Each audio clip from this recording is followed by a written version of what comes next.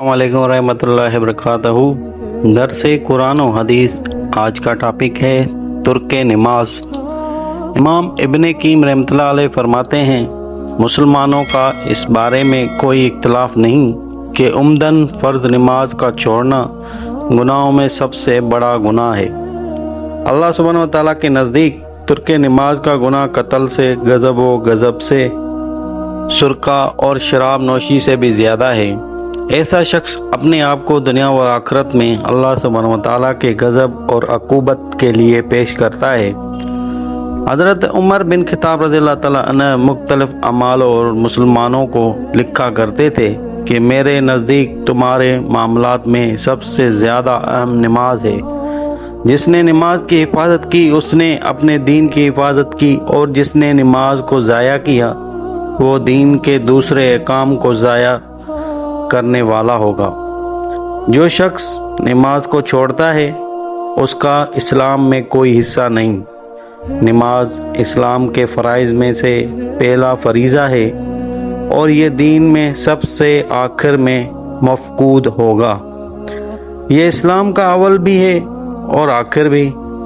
जब दीन का अव्वल और आखिर जाता रहा तो सारा दीन जाता रहा, इसलिए कि जिस चीज़ का अव्वल और आखिर ना रहे तो उसका कुछ भी बाकी नहीं रहता। इस्लाफ के यहाँ चुनाके एक मुसलमान से तुर्क नमाज का तस्वर भी महाल था, इसलिए वो नमाज को ज़ाया करने का मफ़हूम बयान करते थे कि नमाज को अपने वक्त से मौखर कर देना। हज़रत सईद बिन मसीब रहमतुल्लाह अलैह, जिन्हें तालिबीन का इमाम कहा जाता है, वो फरमाते हैं, नमाज को ज़ाया करने का मतलब ये है कि ज़ोहर की नमाज असर तक, असर की नमाज मगरिब तक, मगरिब की नमाज इशा तक, इशा की नमाज फजर तक और फजर की नमाज तुलुए आफ्ताब तक मौखर कर दे।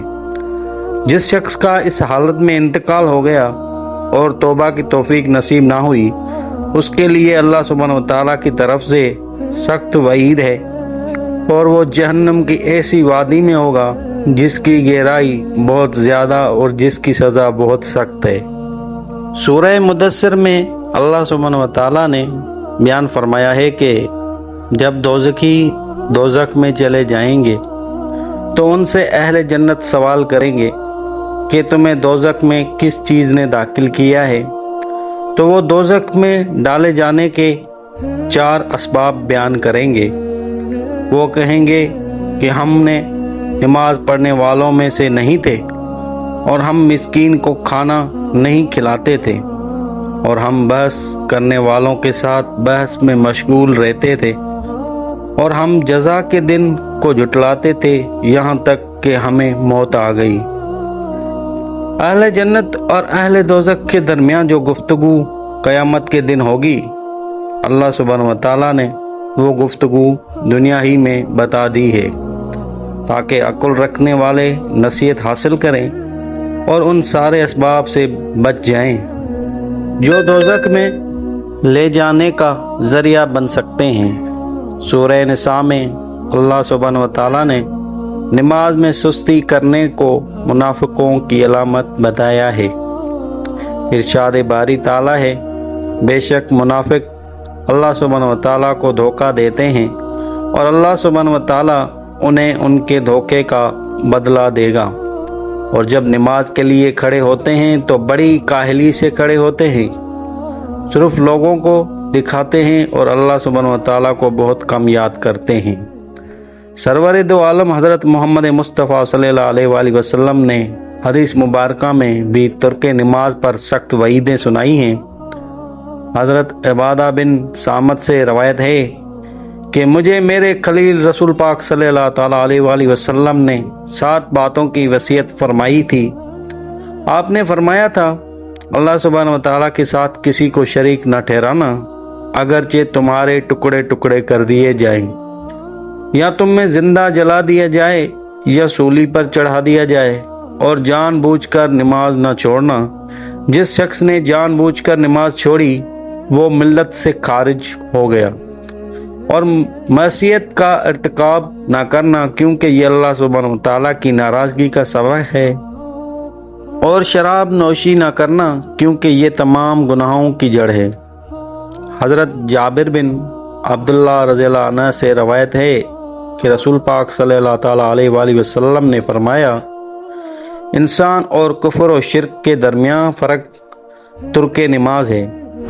نماز مسلمان کی پہچان ہے۔ کافروں اور مشرکوں کے مجمع میں مسلمان کو نماز کے ذریعے پہچانا جاتا ہے۔ گویا یہ ناممکن سی بات ہے کہ مسلمان تو ہو مگر نماز ادا نہ کرے، جبکہ ہماری آبادیوں کو دیکھ کر مسلمان کا نماز ترک کرنا ایک عام معمول ہے۔ ایک طرف شہروں اور دیہاتیوں کی آبادی کو دیکھیے اور دوسری طرف مساجد کو دیکھیے، آپ کو ہزاروں کی آبادی میں 150 سے زیادہ نمازی دکھائی نہیں دیں گے۔ ایسا لگتا ہے کہ دلوں سے نماز کی عظمت اور اہمیت نکل ہی گئی ہے اور اسے ایک ایسا عمل سمجھ لیا گیا ہے جس کے کرنے یا نہ کرنے کا مسلمان کو اختیار دے دیا گیا ہے۔ صحابہ کرام رضی اللہ عنہ کا حال یہ تھا کہ وہ سخت مجبوری اور بیماری میں بھی نماز چھوڑنا گوارا نہیں کرتے تھے۔ حضرت ابن عباس رضی اللہ تعالیٰ عنہ نے کی آنکھ میں کچھ تکلیف ہو گئی جس کی وجہ سے ان کی بینائی جاتی رہی۔ ان سے کہا گیا کہ ہم آپ کا علاج کرتے ہیں لیکن آپ کو چند روز تک نماز چھوڑنی ہوگی۔ آپ نے فرمایا، نہیں، میں نماز نہیں چھوڑ سکتا کیونکہ رسول پاک صلی اللہ تعالیٰ علیہ وآلہ وسلم نے فرمایا ہے، جس نے نماز چھوڑی اس کی اللہ سبحانہ و تعالیٰ سے ملاقات اس حال میں ہوگی کہ اللہ سبحانہ و تعالیٰ اس پر ناراض ہوگا۔ حضرت عمر رضی اللہ عنہ کا قول ہے، جو شخص نماز نہیں پڑھتا اس کے اسلام کا کوئی اعتبار نہیں۔ حضرت علی رضی اللہ عنہ فرماتے ہیں، جس نے ایک نماز جان بوجھ کر چھوڑی وہ اللہ سبحانہ و تعالیٰ سے بری ہو گیا اور اللہ سبحانہ و تعالیٰ اس سے بری ہو گیا۔ حضرت عبداللہ بن شفیق عقیلی رضی اللہ عنہ فرماتے ہیں، محمد صلی اللہ تعالیٰ علیہ وآلہ وسلم کے صحابہ نماز کے علاوہ کسی بھی عمل کے ترک کو کفر نہیں سمجھتے تھے۔ آخر میں ترک نماز کے چند نقصانات بھی ملاحظہ فرما لیجئے۔ ایک، ترک نماز انسان کو بدتریج کفر اور ملت سے خارج ہونے کی طرف لے جاتا ہے۔ دوسرا، ایسا شخص اللہ سبحانہ و تعالیٰ کے غضب اور ناراضگی کا مستحق ہو جاتا ہے۔ تیسرا، تارک نماز دنیا اور آخرت میں ذلیل ہوتا ہے۔ چوتھا، بے نمازی کا حشر حامان، قارون، فرعون اور ابی بن حلف کے ساتھ ہوگا۔ پانچواں، اسے دیدار الہی اور لقائے الہی اللہ سبحانہ و تعالیٰ سے ملاقات کی نعمت سے محروم رکھا جائے گا۔